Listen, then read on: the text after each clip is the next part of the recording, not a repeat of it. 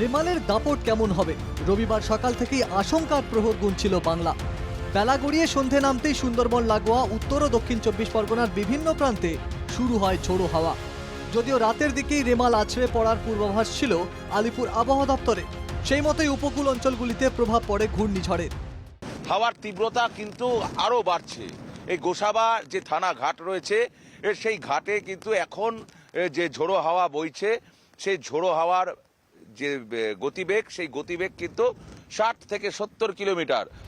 দক্ষিণ 24 পরগনার গোসাবায় যখন এই পরিস্থিতি, তখন কুলতলিতে দেখা যায় এই চিত্র।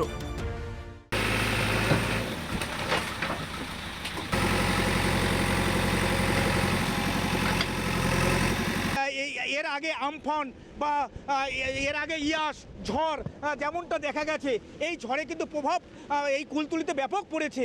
আমি দেখাতে বলবো, এখনও এই যে জিসিপি, সেই জিসিপিগুলো কিন্তু ইতিমধ্যেই সারি সারি করে দাঁড়া করানো হয়েছে। দমকা হাওয়ায় বকখালির ফ্রেজারগঞ্জে একাধিক এলাকায় তখন ভেঙে পড়ে গাছ। দমকা বাতাস কিন্তু যতই সময় গড়াচ্ছে ততই কিন্তু বাড়তে থাকছে এবং এই দমকা বাতাসের প্রভাবে ইতিমধ্যেই কিন্তু ফ্রেজারগঞ্জ এলাকায় একাধিক যে গাছ রয়েছে, সেই গাছ কিন্তু একাধিক জায়গায় ভেঙে পড়েছে। রাত যতই বাড়তে থাকে ততই প্রকৃতির রুদ্র রূপ নিতে শুরু করে। একাধিক জায়গায় রাস্তার মধ্যে পড়ে থাকা গাছ সরাতে তৎপর হয় প্রশাসন। ঝড়খালিতেও সেই রকমই এক মুহূর্তের সাক্ষী থাকলো এনকেটিভি বাংলা। যে একমাত্র রাস্তা ঝড়খালির নদীবাঁধ থেকে ঝড়খালি টাউন অর্থাৎ ঝড়খালির বসতিতে যে রাস্তাটা কানেক্ট করে, সেই একমাত্র রাস্তার মাঝখানে আড়াআড়িভাবে এই গাছটি পড়ে গেছে। সরেজমিনে দেখতে পাচ্ছেন, আধ ঘন্টা হয়েছে এই গাছটা কাটা হয়েছে। পুলিশ এসেছিল, পুলিশ এসে দেখে গেছে এবং তারপর কিন্তু গাছ কাটার দিয়ে গাছ রীতিমতো কেটে রাস্তা ক্লিয়ার করার কাজও শুরু হচ্ছে। এমন সময় নদীর পাড়ে বাসিন্দারা বৃষ্টি মাথায় নিয়েই ঘরের বাইরে চলে আসেন। যদি নদী বাঁধে কিছু হয়, তাই নদী বাঁধের ধারেই চলে আসেন সুন্দরবন এলাকার বিশপুর, লেবুখালী, হেমনগর সহ সংলগ্ন এলাকার বাসিন্দারা। ততক্ষণে সুন্দরবনের পাখিরালয় নদীতে জলোচ্ছ্বাস শুরু হয়েছে। জলোচ্ছ্বাস কি পরিমাণে, একেবারে যে পাখির আলয়ের জেটি ঘাট, সেই জেটি ঘাটের চিত্রটা আমি দেখাতে বলবো আমার ক্যামেরাম্যানকে।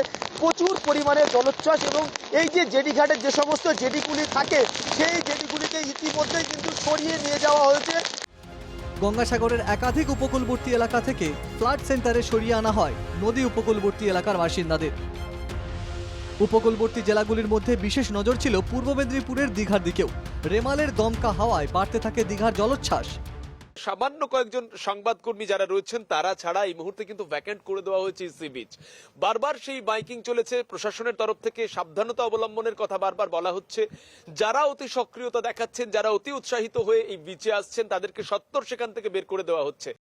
রেমালের মোকাবিলায় রাজ্য প্রশাসনের পাশাপাশি প্রস্তুত ছিল কলকাতা পুরসভাও। খোলা হয় কন্ট্রোল রুম, সেখান থেকেই পরিস্থিতির উপর নজরদারি চালান কলকাতার মেয়র ফিরহাদ হাকিম সহ মেয়র পরিষদের একাংশ। রাতেই মেয়র আশ্বাস দেন সমস্ত পরিস্থিতির জন্য তারা প্রস্তুত রয়েছেন। কলকাতা পুরসভার তরফেই জায়ান্ট স্ক্রিন লাগানো হয়েছে, সেখানে শহরের গোটা চিত্র উঠে আসছে এবং কলকাতা পুরসভার যে আধিকারিকরা এখান থেকে দেখেই কিন্তু বুঝে যাচ্ছেন কোথায় কি সমস্যা রয়েছে। মেয়র এখানে রয়েছেন, তিনি একেবারে পরিস্থিতি খতিয়ে দেখছেন। সরাসরি কথা বলবো। দাদা, কি কি ব্যবস্থা নেওয়া হয়েছে? আমরা তো আমফানেও দেখেছিলাম প্রচুর ক্ষতি হয়েছিল, সেই অনুযায়ী কি ব্যবস্থা? সেই অনুযায়ী এখনো ক্ষতি হয়নি, কিন্তু সকাল 2-3টের সময় যখন এটা ক্রস করবে কলকাতার পাশ থেকে, তখন কি হবে বলা যাচ্ছে না। কিন্তু আমরা প্রস্তুত আছি, আমাদের বড় বড় ক্রেন রেডি আছে, আমাদের গাছ কাটার মেশিন রেডি আছে, বড়গুলো অ্যালার্ট আছে। কাল অ্যাকচুয়ালি সত্যিকারের যুদ্ধটা শুরু হবে কাল সকাল থেকে।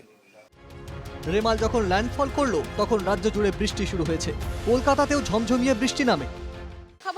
কলকাতাতে তুমুল যে বৃষ্টি সেটা শুরু হয়েছে এবং তুমুল বৃষ্টির সঙ্গে কলকাতায় যেটা আগে থেকেই পূর্বাভাস ছিল যে 80 থেকে 90 কিলোমিটার বেগে ঝড় বইবে, প্রবল দমকা হাওয়া। 12টা নাগাদ রেমালের ল্যান্ডফল শেষ হয়েছে বলে জানিয়েছে আবহাওয়া দপ্তর। রবিবার রাতের এই ঘূর্ণিঝড়ের পর একাধিক ক্ষয়ক্ষতিরও খবর মিলেছে। দুর্যোগ চলে গেলেও তার প্রভাবে ভোগান্তি সঙ্গী সুন্দরবন সংলগ্ন জেলাগুলির। Bureau report, NKTV Bangla.